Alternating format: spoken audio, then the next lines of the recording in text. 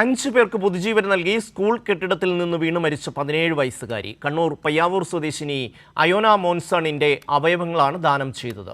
തിരുവനന്തപുരത്തുള്ള യുവതിയാണ് കെസോട്ട് വഴി അയോനയുടെ വൃക്ക സ്വീകരിച്ചത്. വിമാനമാർഗമാണ് വൃക്ക തിരുവനന്തപുരത്തേക്ക് എത്തിച്ചത്. ആഭ്യന്തര വിമാന സർവീസ് ഉപയോഗിച്ചുള്ള ആദ്യ അവയവദാനമാണ് തിരുവനന്തപുരത്ത് നടന്നത്. കണ്ണൂരിലെ സ്വകാര്യ ആശുപത്രിയിൽ ചികിത്സയിലിരിക്കെ ഇന്ന് പുലർച്ചെയാണ് അയോനയുടെ മസ്തിഷ്ക മരണം സ്ഥിരീകരിച്ചത്. കുടുംബം അവയവങ്ങൾ ദാനം ചെയ്യാൻ അനുവാദം നൽകിയതോടെ വിമാനമാർഗം വൃക്ക തിരുവനന്തപുരത്ത് എത്തിക്കുകയായിരുന്നു.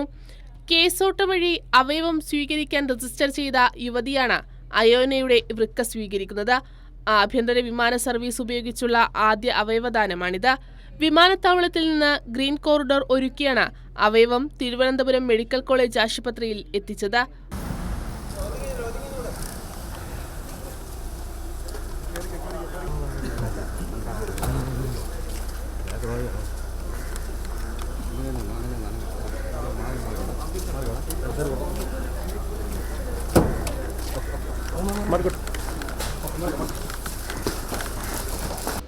അപ്പോൾ ഞങ്ങൾക്ക് ഏറ്റവും വലിയ വെല്ലുവിളി അവിടെ നിന്ന് സമയബന്ധിതമായി ഇവിടെ കൊണ്ടുവരണം.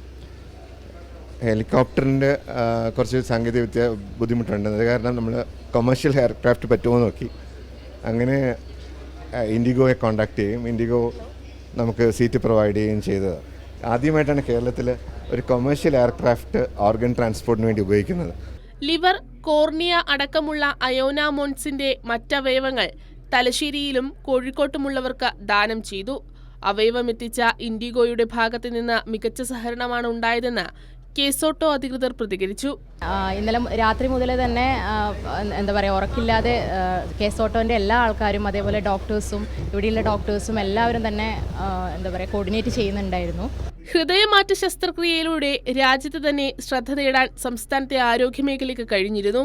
ഇതിനു പിന്നാലെയാണ് ഇന്നത്തെ അവയവമാറ്റ ശസ്ത്രക്രിയ. കൈരളി ന്യൂസ്, തിരുവനന്തപുരം.